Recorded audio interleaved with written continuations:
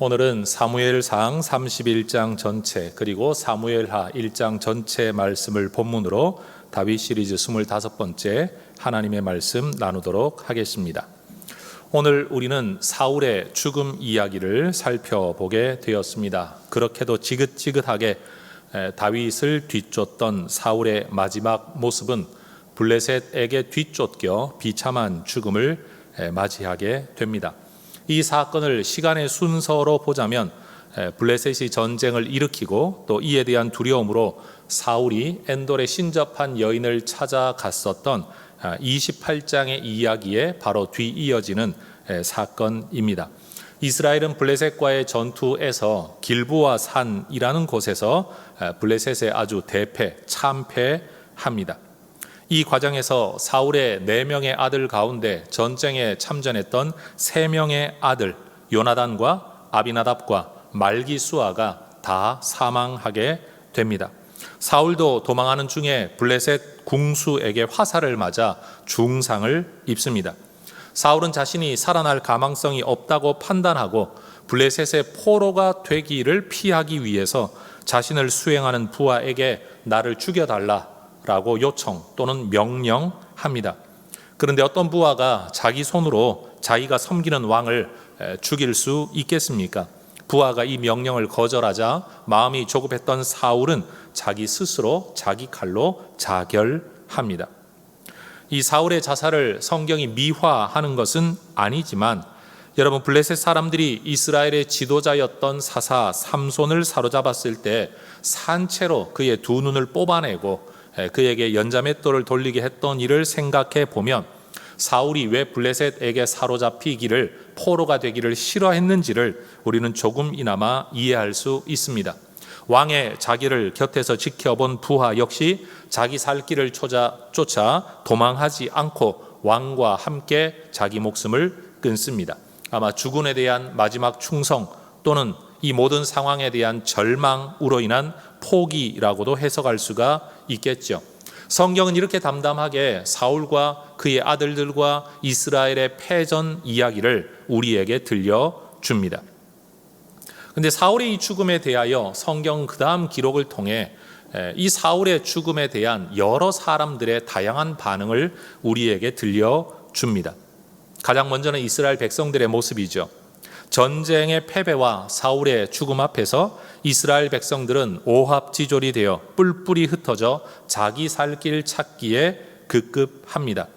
이 전투에 직접 참여하지 않았던 인근 지역의 백성들도 블레셋이 그들을 곧 점령해 들어올 줄 알고 자신들의 성읍을 버리고 미리 산속으로 다 도망 들어가 버립니다. 이 전쟁에서 이스라엘이 패배함으로 블레셋 족속이 이스라엘의 중부 지역 대부분을 점령하고 그곳에서 거주하며 살아가게 되었습니다. 비록 사울이 하나님 앞에서 실패한 왕이었다 할지라도 그나마 그 사울이 있을 때와 없을 때 이스라엘의 형편은 이렇게 달랐습니다. 그래서 여러분, 악법이 무법보다 낫다, 지도자가 없는 것보다는 악한 지도자라도 있는 게 낫다라고 흔히 철학자들 또는 역사가들이 말하는 이유가 바로 이것일 것입니다. 이스라엘 백성들은 사울의 죽음으로 인하여 삶의 거처를 잃어버렸고 삶의 질서를 잃어버렸고 삶의 평안과 삶의 미래를 다 잃어버렸습니다. 전쟁에서 승리한 그 다음 날 블레셋 사람들은 쓸만한 무기나 노량물을 얻기 위해 시신들을 주변을 살피고 있었습니다. 그 중에 그들은 사울과 그의 아들들의 주검을 발견하게 되죠. 블레셋 사람들은 자신들의 전쟁의 승리를 기념하기 위해 사울의 머리를 베어내어 마치 트로피처럼 치켜들고 이 사울의 머리를 블레셋 전 지역으로 회람시킨 것 같습니다.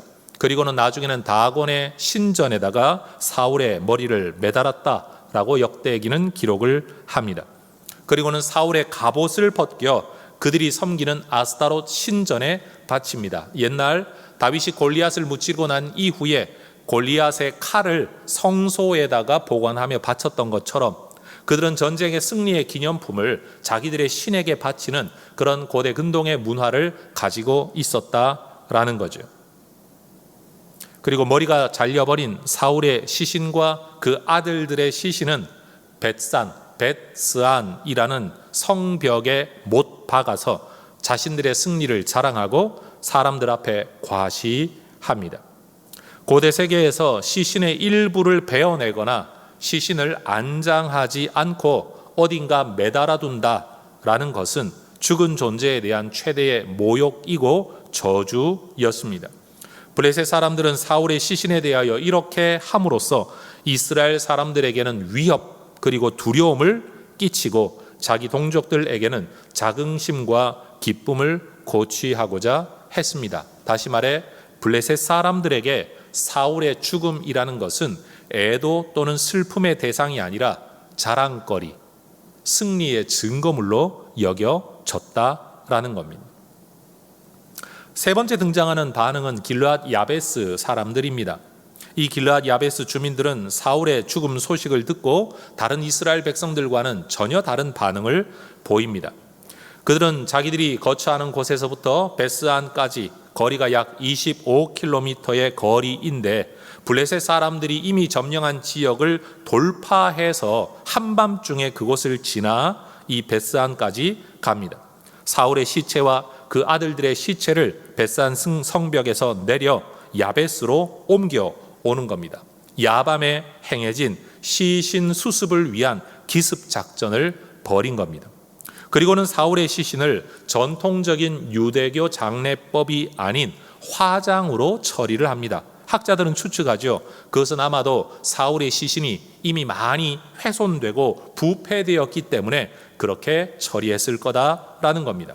그리고는 사울의 화장한 골분을 나무 아래 장사하고 공동체 전체가 7일 동안이나 금식합니다. 이때 7일의 금식은 24시간 7일의 금식이 아니라 오늘날 마치 무슬림들이 라마단 금식을 하는 것처럼 낮 시간 동안의 금식이었을 것이라고 추측을 합니다.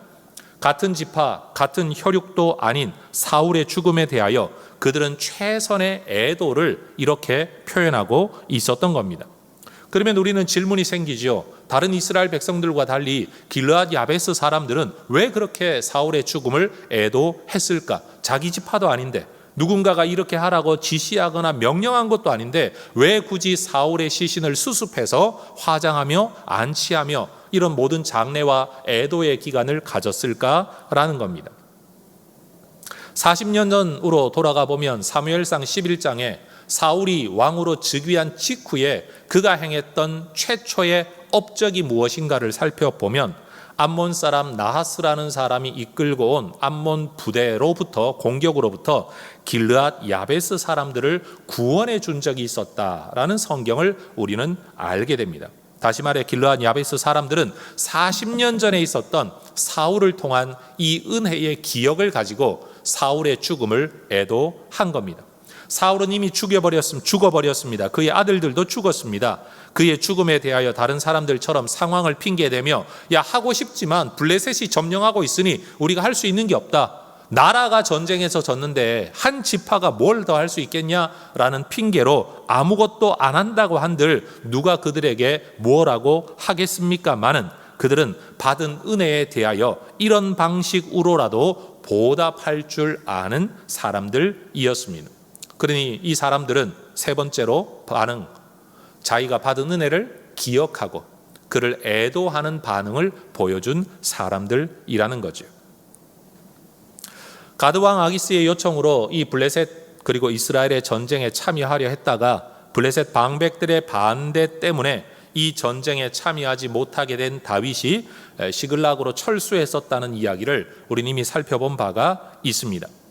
그때 다윗이 여러분 이 전쟁에서 철수할 때 다윗의 마음에 사울이 하루라도 빨리 죽거나 이 전쟁에서 사울이 좀 해를 입게 될 것을 기대했다면, 그래서 내가 하루라도 빨리 왕이 좀 되기를 원했다면 이 전쟁이 어떻게 진행되는가를 알기 위해서라도 연락병을 몇 명이라도 단 한 명이라도 남겨두었을 법한데 다윗은 단 한 명의 사람도 남기지 않고 다 철수합니다. 다시 말하면 이 전쟁이 어떻게 되는가를 알고자 하는 조급함이 다윗에게는 없었다라는 겁니다. 조바심을 내거나 호들갑을 떨며 그가 어떻게 되나, 그로 인해 나는 어떻게 되나, 이런 마음이 다윗에게는 없었다라는 겁니다. 여러분, 다윗은 자기가 시골의 목동임에도 불구하고, 심지어 여러분 사무엘이 왔을 때 그 자리에 초청받지도 못하는 사람임에도 불구하고 자신을 찾아와 자신을 부르고 기다려 주어 자기에게 기름을 부으셨던 이 하나님의 주권과 섭리를 그는 이미 경험하고 있었던 사람입니다. 비록 이후의 이야기이긴 하지만 여러분, 아말렉 용병이었던 이집트 노예를 그 광야 한복판에서 만나서 아말렉을 찾아가 복수할 수 있도록 인도하시는 하나님, 내가 어떻게 해야 될지 알지 못할 때 내 갈 길을 인도하시는 하나님을 그는 경험했던 사람이라는 거죠.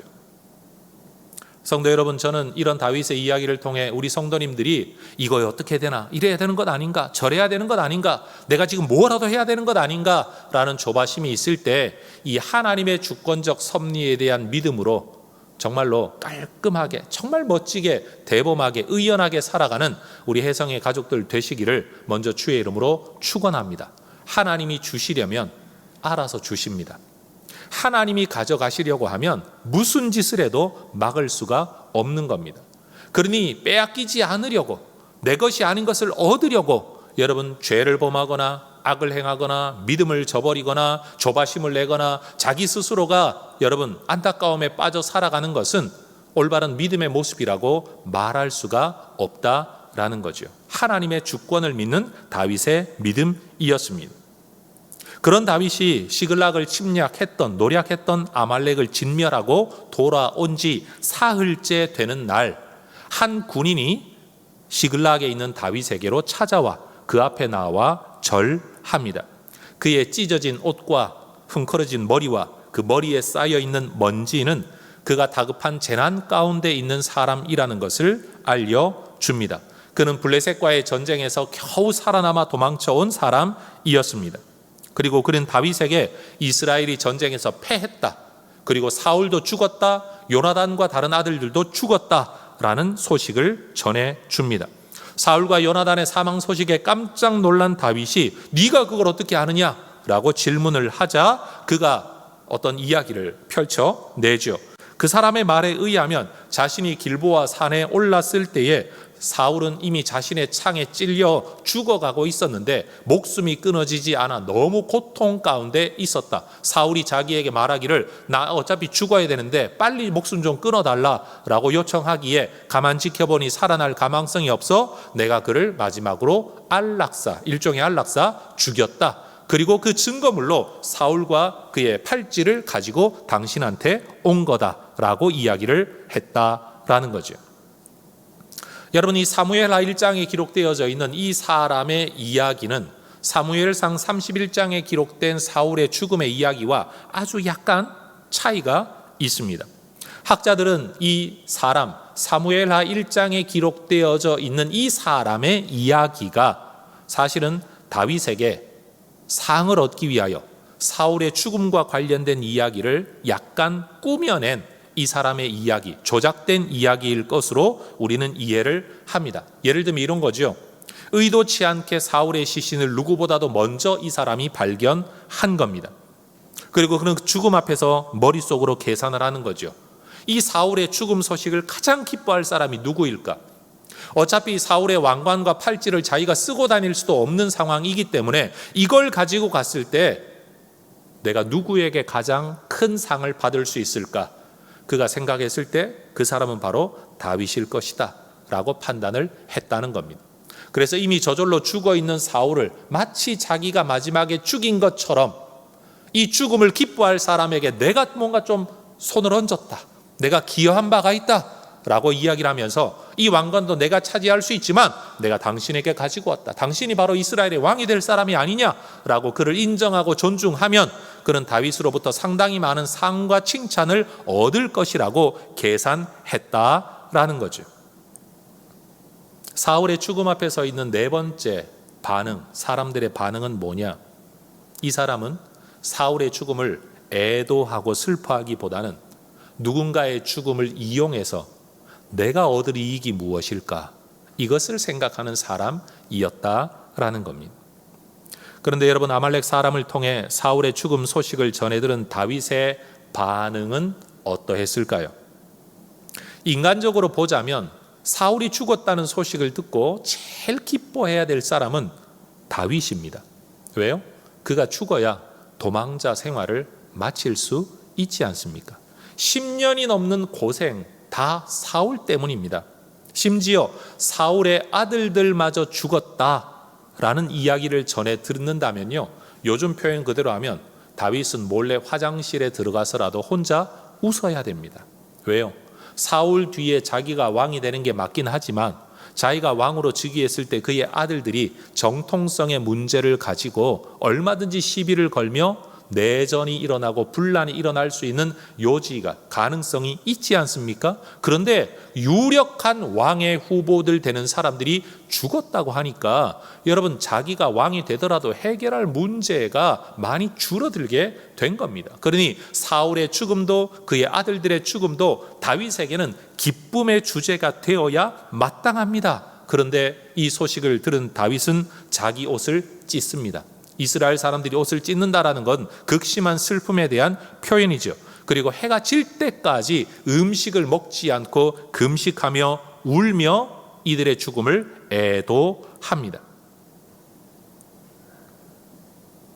그런데 12절을 보면 다윗이 애도한 대상이 누구냐 하면 사울과 그의 아들 요나단과 그 다음 나오는 구절 여호와의 백성과 이스라엘 족속의 죽음에 대하여 그는 애도합니다.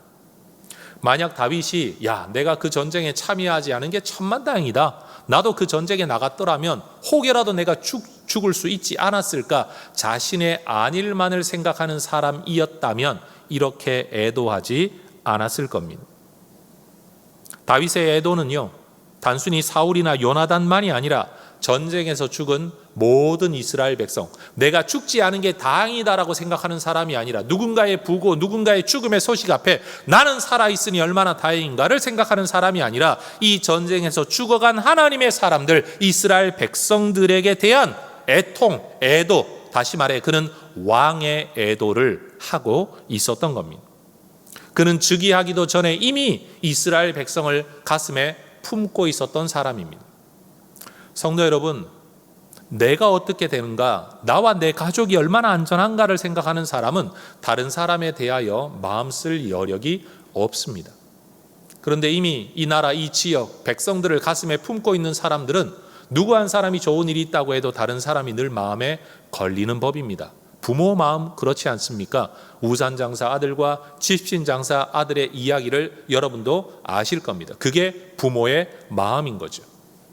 여러분, 다윗은 내가 죽지 않았다, 내가 살아났다라는 것에 대한 기쁨이 아니라 하나님의 사람, 하나님의 백성들이 죽었다는 사실이 그에게는 큰 슬픔이었습니다.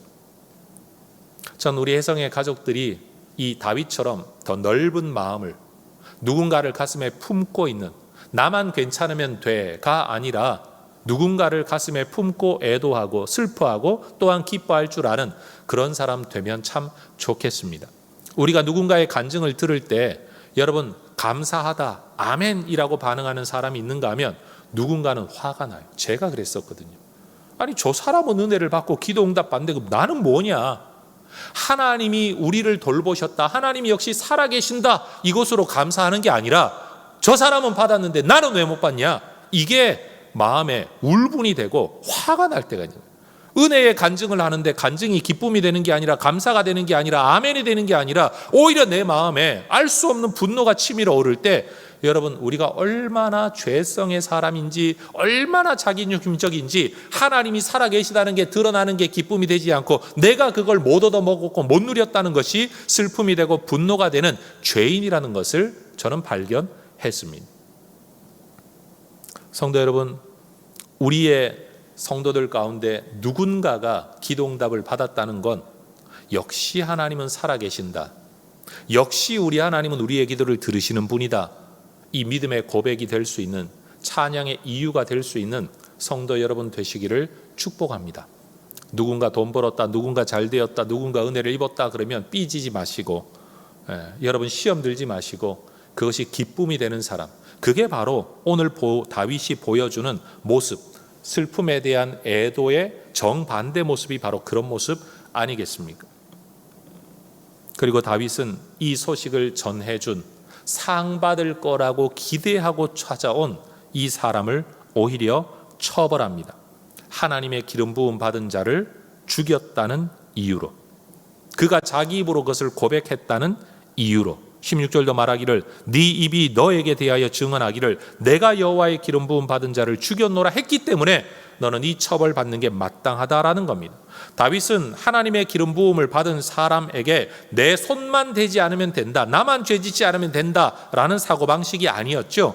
어느 부하가 죽이려고 할 때도 너 그러면 안 된다, 너도 벌 받는다 라고 말렸던 사람입니다. 이제는 한 걸음 더 나아가 누구든지 하나님의 기름 부음 받은 자에게 손을 대면 이렇게 처벌받는 게 당연하다라고 여러분 이스라엘 공동체 앞에, 다윗의 사람들 앞에 공적인 처벌을 통해 선언하고 있는 겁니다. 이것이 이스라엘의 문화가 되는 거죠. 하나님의 주권으로 세워진 사람에게 인간이 손을 대는 건 허용될 수 있는 일이 아니라는 것을 보여주는 겁니다. 다시 말해 다윗은 지금 새로운 질서를, 이스라엘의 질서를, 하나님 주권의 질서를, 신앙의 질서를 자기 공동체 안에 세워가고 있었던 겁니다.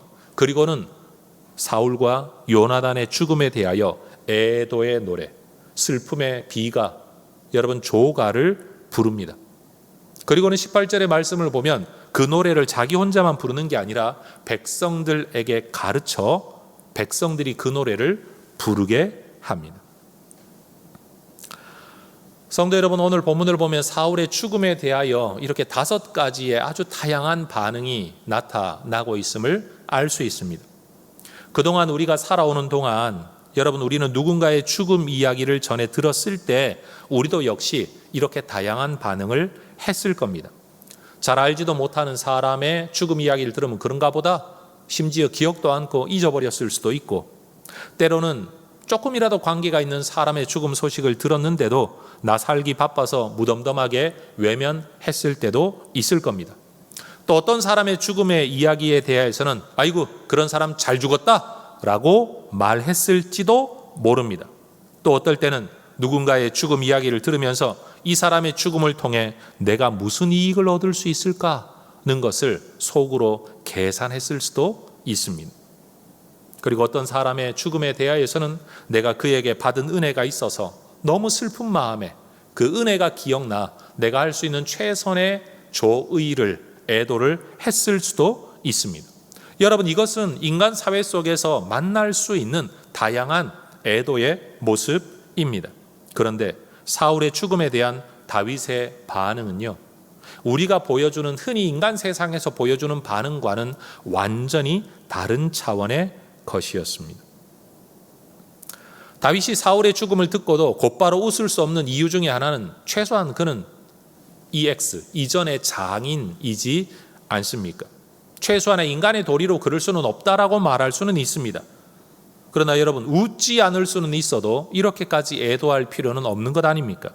10년이 넘도록 자신을 죽이려고 했던 원수의 죽음을 두고 심지어 좀 웃고 좋아한다고 한들 누가 다윗을 비난할 수 있겠습니까? 그런데도 다윗은 사울의 죽음을 두고 남다른 진심으로 애도합니다. 여러분 다윗에게 있어 사울이라는 사람이 어떤 사람입니까? 자기를 죽이려고 창을 2번이나 던졌던, 나를 죽이려는 의도를 가지고 있는 사람입니다. 한 번도 그 꿈을 포기한 적이 없는 사람입니다. 10년 넘도록 나를 뒤쫓아 다닌 사람입니다. 죽이려고 말이에요. 딸을 미끼로 나를 죽이려고 교활한 간계를 썼던 사람입니다. 그러도 결국에는 아내를 빼앗아 가버린 사람입니다. 제사장 죽이기를 겁내지 않았던 희대의 종교 탄압가이기도 합니다. 정신병자였습니다. 거짓말쟁이였습니다. 그게 사울의 현실적인 모습이었습니다. 그런데 그와 동시에 사울은요, 하나님 앞에서는 어떤 사람인가 하면 하나님이 세우셨던 사람, 하나님의 영이 임했었던 사람, 하나님이 기름 부으신 사람. 그가 비록 하나님을 떠났다고는 하지만 아직 하나님이 어떤 이유와 주권을 가지고 아직 그를 패하지 않고 아직도 그 자리에 있는 사람이 바로 사울이었습니다. 다윗이 관계성 속에서 보고 있는 사울과 하나님이 그의 관계성 속에서 보고 있는 사울, 둘 다 객관적이고 둘 다 진실이고 둘 다 사실이었습니다.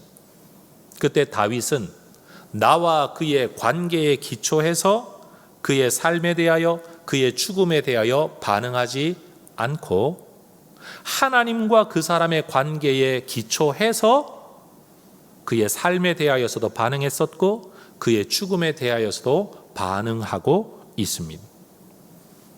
그가 하나님의 기름 부음을 받은 하나님의 사람이라는 이유로 나는 죽일 수 없다 했던 것도 지금 이 죽음에 대한 애도의 모습과 똑같은 이유였다라는 겁니다. 다시 말해 다윗은 그가 나와 어떤 관계를 맺고 그가 내게 어떤 해코지를 하고 있느냐에 근거해 그 사람을 바라보는 게 아니라 철저하게 하나님이 그 사람을 어떻게 세우셨고 어떻게 보고 계신가의 관점으로 자기의 처신을, 자기의 대응을 결정하고 그렇게 살아왔다라는 겁니다. 자기에게는 비록 원수이지만 그의 삶도 하나님의 주권 안에, 그의 지위도 하나님의 주권 안에, 그의 죽음도 하나님의 주권 안에 있는 것. 그렇기 때문에 하나님의 주권적인 처분 앞에서 내 관계 때문에 기뻐하거나 슬퍼하거나 하는 자기 감정을 드러내는 것, 그게 옳지 않다. 하나님 앞에서 바른 태도가 무엇이냐를 생각했던 것이 바로 다윗의 모습이라는 겁니다.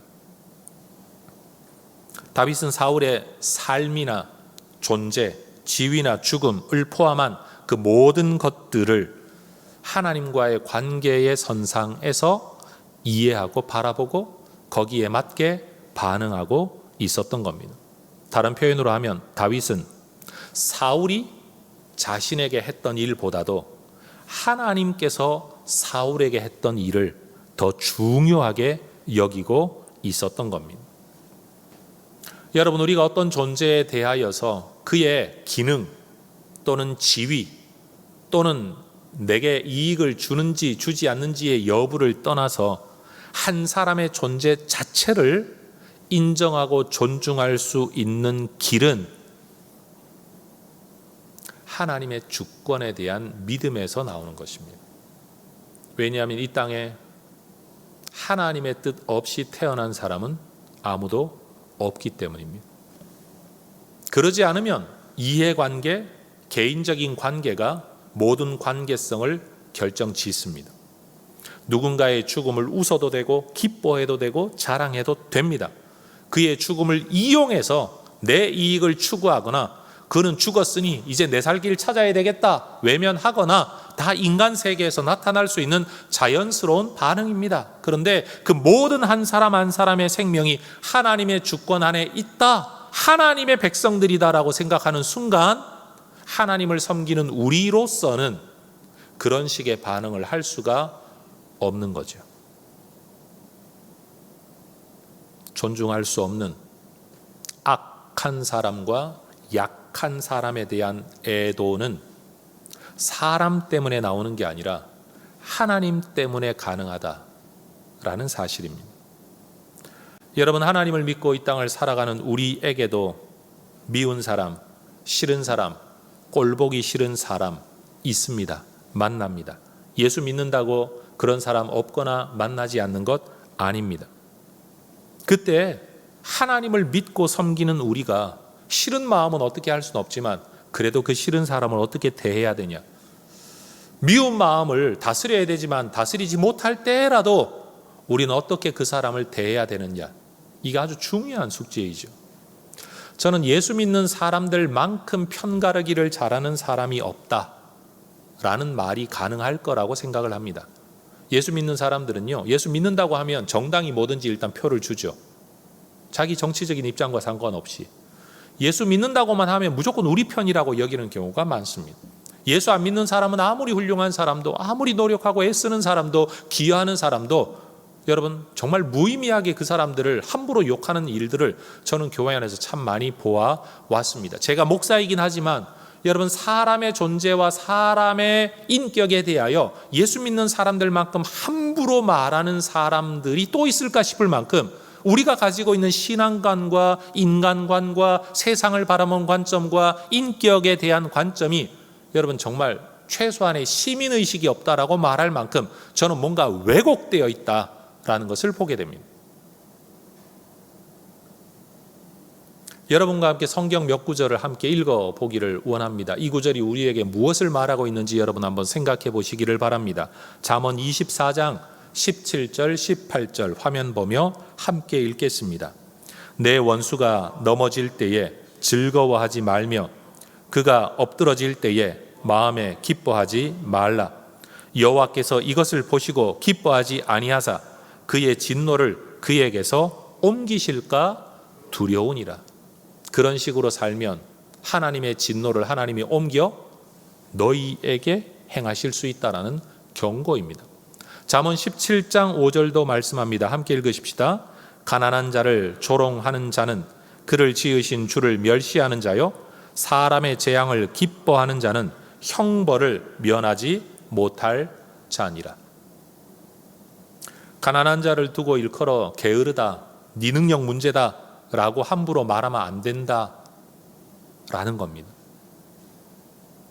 그가 가난한, 물질적으로 가난한 자이든지 정신적으로 가난한 자이든지 지식적으로 가난한 자이든지 인격적으로 가난한 자이든지 아니면 신체 기능에 있어 가난한 자이든지 심지어 신앙에 있어 가난한 자라고 할지라도 여러분, 우리는 그들을 조롱하거나 멸시하면 안 됩니다. 그것은 이 모든 생명의 주인이신 하나님에 대한 멸시가 될 수 있다는 경고를 우리는 새겨 들어야 합니다. 욥기는 하나님 앞에 이런 고백을 한 적이 있습니다. 욥기 31장 29절 같이 읽으십시다. 내가 언제 나를 미워하는 자의 멸망을 기뻐하고 그가 재난을 당함으로 즐거워하였던가. 그렇게 살지 않았다는 겁니다. 이런 사람이 믿음이 순전한 사람이고, 이런 사람이 하나님이 자랑하는, 정말 하나님이 기뻐하는 신앙의 모습을 가진 사람이라는 겁니다. 우리는 지난 주일 힘들어 지친 자는 남겨놓고 힘이 좀 더 있는 자가 더 큰 짐을 지는, 그리고 전투에 참여한 자나 참여하지 않은 자 모든 사람들에게 하나님이 주신 은혜를 함께 나누어 가지는 부솔의 정신, 부솔의 문화를 세워갔던 다윗의 이야기를 살펴보았습니다. 다윗은요, 어느 한 포지션에 그냥 누가 죽고 내가 거기 간 사람이 아니라, 그가 살아왔던 삶의 질서와 가치와 문화가 아니라, 똑같은 이스라엘의 왕이지만 하나님 나라의 가치와 질서와 문화를 세워갔던 진정한 리더였습니다. 포지션에 가는 게 리더가 아닙니다. 새 문화를 세워가는 사람, 진짜 리더인 거죠. 오늘 본문에서 다윗은 자신이 지은 슬픔의 노래를 온 백성들이 부르게 함으로써 그 이스라엘의 백성들도 자기가 가지고 있는 하나님 주권의 관점에서 다른 사람을 바라보는, 삶을 바라보고 존재를 바라보고 죽음을 바라보는, 심지어 그 사람이 나에게 해를 끼치려고 죽이려고 했던 사람임에도 불구하고 그 사람을 애도할 줄 아는 이 태도를, 존중의 질서를, 생명 존중의 질서와 문화를 이스라엘 가운데 만들어가고 있는 겁니다. 그는 실패한 왕입니다. 비난받아 마땅합니다. 그런데도 다윗은 그들의 죽음을 명예롭게 묘사하고 있습니다. 그들을 일컬어 용사라고 말합니다. 사자와 독수리 같았다라고 이야기합니다. 여러분, 나라에 기여한 사람들, 이미 세상 떠난 사람들에게 훈장을 추서하고 줌으로써 누군가의 삶과 명예를 여러분 존중해 주는, 그게 국가 지도자의 일 아닙니까? 다윗은 지금 다른 사람들은 손가락질하고 실패한 사람이라고 저주하고 조롱하는 죽은 사람들에게 노래를 지어 부르게 함으로 그들의 삶을, 그들이 원래 가지고 있었던 반응과 태도가 아니라 하나님 존중과 주권의 관점에서 그들을 존중하도록 그들을 명예롭게 하고 있는 겁니다. 진정한 왕의 일인 거죠. 여러분, 이 땅을 사는 누구든 연약하기 때문에 실수할 수 있고 실패할 수 있습니다. 심지어 하나님을 떠날 수도 있습니다. 그런 자유의지가 우리 각 사람에게 주어져 있습니다. 그럼에도 불구하고 다윗은 그가 하나님을 떠났다고 하더라도 하나님이 그를 부르셨었고 끝까지 그를 지키고 계셨다는 사실 앞에 그의 삶과 그의 죽음을 존중하는 겁니다. 이 설교를 준비하며 저는 이런 생각을 한번 해보았습니다. 너무나도 큰 열정과 은혜로 하나님을 섬기고자 해서 부름받아 안수받은 한 분의 목사님이 계시다고 가정해 보십시다. 너무 멋지게 초기에는 사역하다가 나중에는 교만해지고 이상해져서 윤리적으로 실패하고 사역에서도 실패해버린 분이 있다고 가정합시다. 이런 분들에게 대한 우리 기독교인들의 반응은 어떠합니까? 손가락질입니다. 비난입니다. 만약 다윗이 오늘 우리의 삶사 가운데 들어와 그런 사람을 바라본다면 그는 어떻게 반응을 했을까요? 그의 실패, 그의 변질, 그의 모든 것들을 가지고 있음에도 불구하고 아마 그는 그렇게 노래하지 않았을까요? 그는 하나님 나라를 위해 부름받았던 용사였다. 그가 하나님 나라의 복음을 선포할 때 그는 포효하는 사자와 같았다. 그가 교회 공동체를 이끌고 주의 나라 영광을 위해 사역할 때 그는 마치 날아오르는 독수리와 같았다 라고 말하지 않았겠냐는 거죠. 여러분, 한 사람의 존재를 두고 삶과 죽음을 두고 그가 신앙인이냐 아니냐, 선하냐 악하냐, 유능했냐 무능했냐, 무슨 기여를 했냐 안 했냐, 성별이 무엇이냐, 심지어 정신의 장애가 있냐 없냐, 신체의 장애가 있냐 없냐, 성격이 모나냐 둥그냐, 그 사람이 나와 무슨 관계를 맺었느냐, 이런 걸 다 떠나서 여러분, 한 존재 자체가 하나님의 주권 없이는 이 땅에 존재할 수 없었고 특별히 그가 하나님께 부름받은 하나님의 백성이 되었었다면 주의 은혜가 임했던 사람이고 주님이 그를 붙들고 일생을 살아오셨다는 사실 앞에서 여러분, 그 사람의 삶과 죽음이 존중받을 수 있는, 또 존중하는 하나님의 백성으로 우리가 살아갈 수 있기를 소망합니다. 사실 다른 사람의 실패를 조롱하고 있다면 여러분은 마음속으로 두려워하고 있지 않습니까? 나도 실패할 수 있다, 나도 조롱받을 수 있다, 나도 버림받을 수 있다라는 두려움이 우리 안에 내재되어 있는 것 아닙니까? 그래서 교회 공동체를 오더라도 내가 어떤 모습이든지 교회가 나를 받아줄 거라는 마음의 평안이 있는 게 아니라 내가 그래도 뭘 해야 받아주고 인정을 받을 거야 라는 또 다른 긴장감, 그래서 스트레스가 있는 것 아닙니까? 여러분, 하나님의 품 안에 들어와 우리를 받아주시는 하나님의 은혜 안에 살아가고 있다고 고백을 하면서도 그 은혜 안에 살아가는 교회 공동체 안에서 살아가는 우리는 결국 또 들여다보면 세상처럼 경쟁하고 있고, 세상처럼 질투하고 있고, 세상처럼 무시하고 있고, 세상처럼 깔보고 있고, 여러분, 존중받지 못하고 있는 게 오늘날 우리의 교회의 모습이라는 사실이죠. 하나님의 백성으로 부름을 받았지만 하나님 나라 문화로는 살아가고 있지 못하는 우리의 현실을 우리는 이 다윗의 그리고 사울의 죽음의 이야기를 통해 들여다보게 된다라는 겁니다. 성도 여러분, 다른 사람의 삶을 하나님의 주권 안에서 바라봄으로 존중하고 그의 죽음을 애도할 수 있는 관점을 가진 사람만이 내가 어떤 모습에 있든지 나 자신도 하나님이 주신 생명을 가진, 하나님의 주권에 붙잡힌 사람, 하나님의 은혜 안에 있는 사람, 내가 얼마나 기여를 할 수 있는지 없는지, 무슨 목표를 이루고 얼마나 대단한 자리에 이르렀든지 상관없이 있는 그대로의 자신을 존중할 수 있을 거라고 저는 확신합니다. 자기를 존중하지 않는 사람이 남을 존중할 수 없고, 남을 하나님 때문에 존중하지 못하는 사람이 자신을, 실패하고 무능력한 자신을 하나님 때문에 인정하지 못하게 되는 건 너무나도 당연한 상호작용, 양면성이라는 거죠. 여러분, 교회 지도자들을 하나님이 세우신 사람이라고 여러분이 인정하지 못한다면요, 여러분의 자녀도 여러분을 인정하지 않아도 여러분은 괜찮아야 됩니다.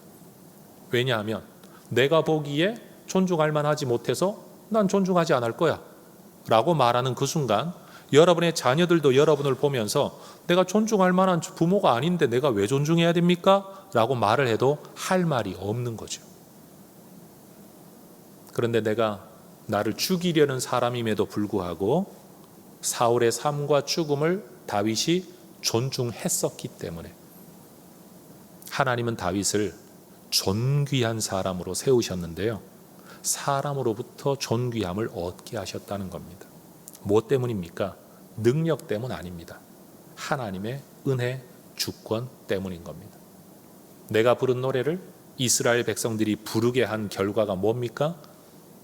내가 실수하고 실패했을 때도 백성들이 나를 존중하는 그 열매로 다윗이 다시 돌려받게 되었었다라는 겁니다. 성도 여러분, 서로 존중하며 살아가는 하나님의 사람들 되시기를 축복합니다.